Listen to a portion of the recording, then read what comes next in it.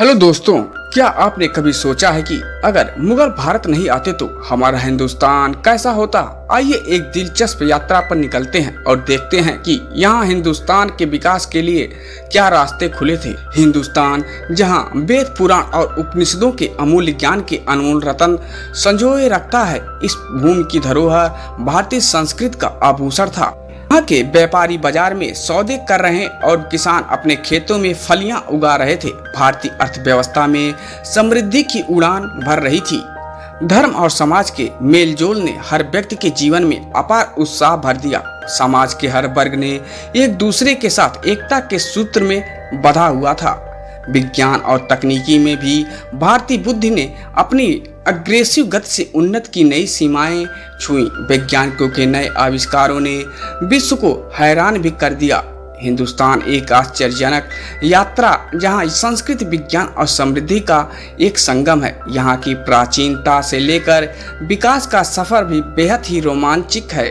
आज के इस वीडियो में हम लोग जानेंगे, अगर हमारे भारत देश में मुगल ना आते तो हमारा हिंदुस्तान कैसा होता। आज के इस वीडियो में हम लोग जानेंगे। अगर दोस्तों आप इस तरह का वीडियो देखना पसंद करते हैं और चैनल पर नए हैं तो चैनल को लाइक कर दें, सब्सक्राइब कर दें और लोगों में शेयर कर दें। चलिए वीडियो को आगे बढ़ाते हैं।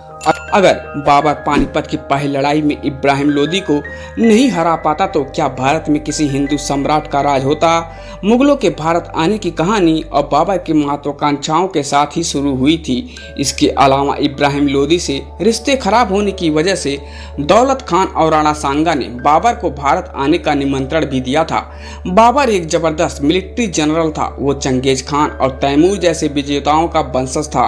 अपने पिता की मृत्यु के बाद बाबर ने 12 वर्ष की आयु में ही फरगना का शासक बन गया था। 14 साल की उम्र में ही उसने एक दूसरे शहर पर कब्जा भी कर लिया था। लड़ते और जीतते हुए वो अब भारत की ओर आगे बढ़ रहा था। अब उसका मकसद था भारत पर कब्जा करना। सन 1526 में बाबर ने पानीपत की पहली लड़ाई में इब्राहिम लोदी को हराकर दिल्ली से मुगल साम्राज्य की स्थापना की थी। वो भी दूसरे बहुत से आक्रमणकारियों जैसे नादिर शाह, अब्दाली और तैमूर की तरह ही भारत को लूटने और जीतने के इरादे से ही वह भारत में आया हुआ था। लेकिन भारत की खुशहाली और समृद्धि को देखकर उसने भारत में ही रहने का निर्णय ले लेता है। मुगलों ने भारत पर 300 सालों तक राज किया और उन्होंने भारत को बहुत ही कुछ दिया। भारत की ऐतिहासिक और सांस्कृतिक धरोहर में उनका बहुत ही बड़ा योगदान रहा है। सन 1526 में बाबर से शुरू होकर हुमायूं, अकबर, जहांगीर, शाहजहां और 1707 में औरंगजेब तक भारत में मुगल पूरे भारत पर अपना अधिकार कर चुके थे।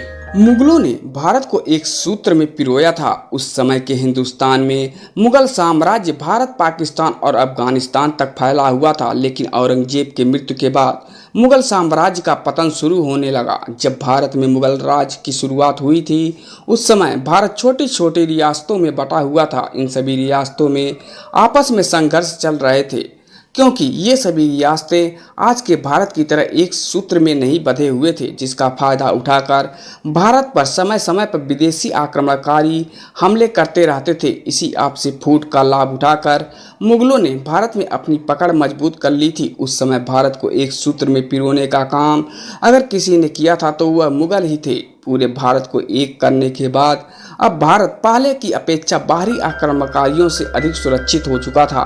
लेकिन भारत को एक सूत्र में पिरोने का लक्ष्य आसान नहीं था, क्योंकि इसे आप मुगलों की महत्वाकांक्षाओं से भी जोड़कर देख सकते हैं। भारतीय रियासतों के लिए मुगलों के अधीन हो जाना स्वैच्छिक नहीं था। दक्षिण में मराठा, उत्तर में सिख और राजपूतों ने मुगलों को डटकर मुकाबला किया। मुगलों ने अपने दुश्मनों को कुचलने का काम जारी रखा। उन्होंने डर और भय से भी शासन चलाने की परंपरा शुरू की। इसी के चलते कुछ राजपूतों ने संघर्ष का मार्ग न चुनकर मुगलों की अधीनता को स्वीकार कर लिया था। बहुत से मुगलों ने भारतीय राजाओं के साथ संधियां करने के लिए उनके परिवारों की लड़कियों के साथ शादी कर लेते थे। सन 1857 की क्रांति में भी राजपूत शासकों ने मुगलों के साथ अपने पारिवारिक संबंधों के चलते ही कमजोर मुगल बादशाह बहादुर शाह जफर को भारत का बादशाह मानकर उसके साथ उस क्रांति में भाग लिया था।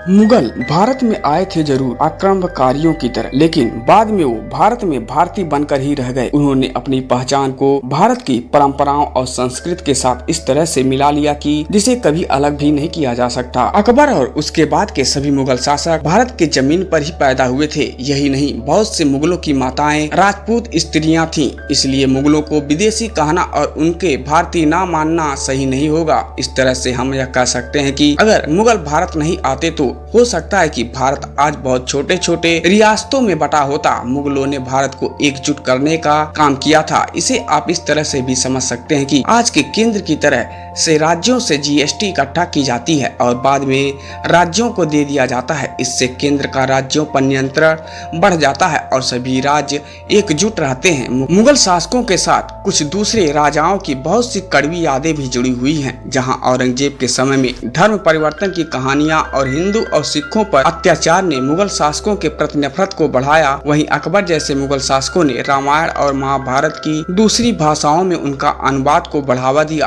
अकबर ने सभी धर्मों को मिलाकर एक धर्म बनाया था जिसे दीने इलाही कहा जाता है, जिसे अकबर ने सभी धर्मों के साथ सौहार्द बनाने और नफरत को कम करने की कोशिश भी की थी।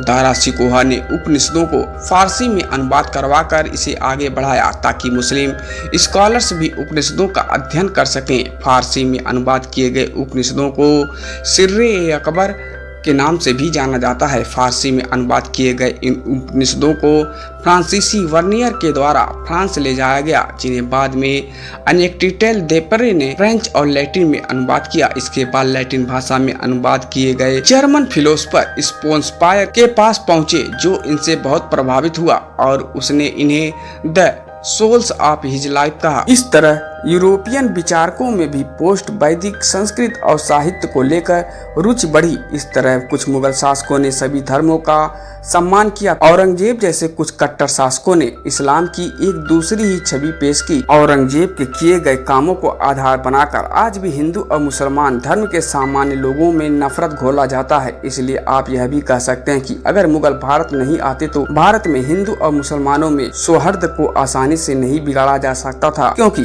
मुगलों के भारत में आने से पहले भी हिंदू और मुसलमान मिलजुल कर ही रहा करते थे। आज देश में बहुत जगह ये बहस चलती रहती है कि भारत हिंदू राष्ट्र है क्योंकि भारत का नाम हिंदुस्तान है। वैसे भारत का ऑफिशियल नाम हिंदुस्तान नहीं है, भारत का ऑफिशियल नाम है इंडिया या भारत। वैसे तो हिंदुस्तान का मतलब हिंदुओं का देश नहीं है, जैसा कि आज के समय में जनमानस दिल में बैठा चुके हैं कि इस बात को बैठाया जाता है कि हिंदुस्तान का मतलब हिंदुओं का देश, लेकिन ऐसा नहीं है। जब फारसी लोग हिंदुस्तान में आए थे तो वो सिंधु नदी को अपनी फारसी जुबान में हिंदू बोलने लगे और इस नदी को उसके पार के इलाके को हिंदुस्तान कहकर पुकारने लगे और इस क्षेत्र में रहने वाले लोगों को हिंदू कहा जाने लगा। डायरियस ने जब सिंधु घाटी पर अपना अधिकार कर लिया तो उसने सिंधु नदी के पीछे वाली भूमि को हिंदुस्तान कहकर पुकारा था। इसलिए हिंदुस्तान का मतलब है भारत की सरजमी और हिंदू का अर्थ है इस जमीन पर रहने वाला हर एक व्यक्ति। लेकिन इसे धर्म से बाद में जोड़ा गया और अगर वो भी आप जानना चाहते हैं तो आप हमें कमेंट करके बताएं, हम आपको इस पर भी एक वीडियो लेकर जरूर आएंगे। अब चलिए जानते हैं मुगल शब्द के बारे में। मुगल शब्द फारसी भाषा का शब्द है जिसे मंगोलों के लिए इस्तेमाल किया जाता था। मंगोल मध्य एशिया की एक जनजाति थी। इसी जनजाति के नाम पर आज के मंगोलिया देश का नाम पड़ा है। मुगलों ने भारत की समृद्धि के लिए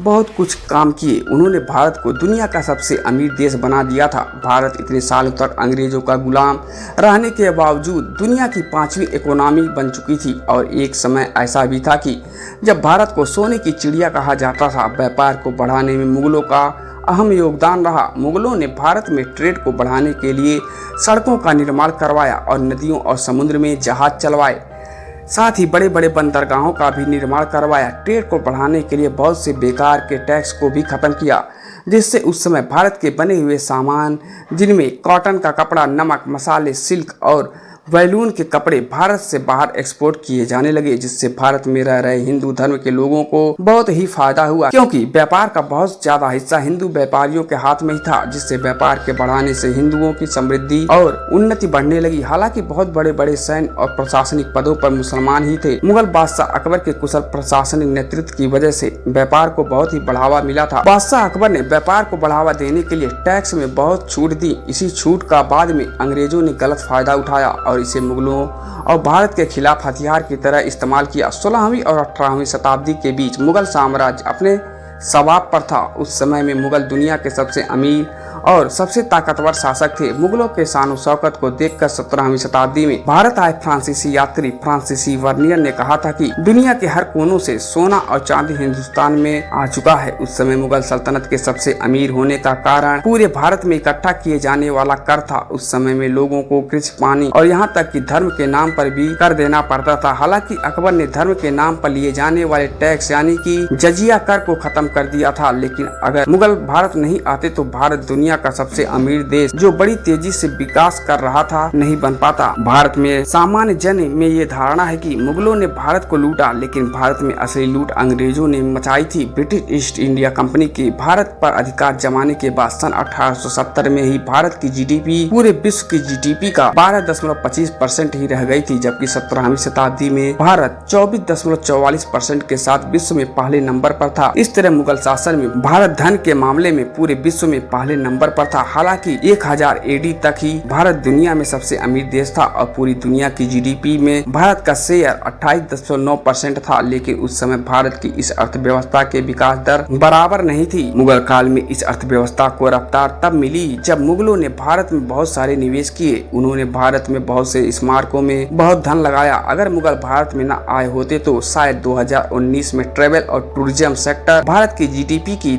108.3 बिलियन यूएस डॉलर का सहयोग नहीं कर पाता। मुगलों के द्वारा बनाए गए मीनारों और दूसरे स्मारकों को देखने के लिए हर साल लाखों लोग भारत आते हैं, जिससे भारत को बहुत ही धन का लाभ होता है। प्यार की निशानी ताजमहल की चर्चा दुनिया के हर कोनों में होता है, जिसे 1632 में मुगल बादशाह शाहजहां ने अपनी बेगम मुमताज महल की याद में बनवाया था। जब भी कोई बड़े देश का मेहमान भारत आता है तो वो भी ताजमहल को देखने जरूर पहुँचता है। ताजमहल भारत में देश विदेशी सैलानियों के लिए सबसे ज्यादा पसंदीदा स्थान है। भारत सरकार ने लोकसभा में माना कि ताजमहल की सालाना औसतन टिकट बिक्री की कीमत 21 करोड़ से ज्यादा है। इसके अलावा दिल्ली सल्तनत के पहले सुल्तान कुतुबुद्दीन ऐबक के द्वारा बनाए गए कुतुब मीनार कॉम्प्लेक्स से 10 करोड़ की कमाई होती है। साथ ही शाहजहां के द्वारा बनाए गए लाल किले और हुमायूं के मकबरे से भी 6 करोड़ की कमाई होती है। इस तरह से आप यह कह सकते हैं कि अगर मुगल भारत नहीं आते तो भारत के पास लाल किला, आगरा का किला और दुनिया भर में प्रसिद्ध ताजमहल आज ना होता। मुगलों ने कला और शिल्प में भी अपना योगदान दिया था, चाहे वो शानदार पेंटिंग की बात हो या फिर बुनाई और दूसरे मेटल वर्कस की हो।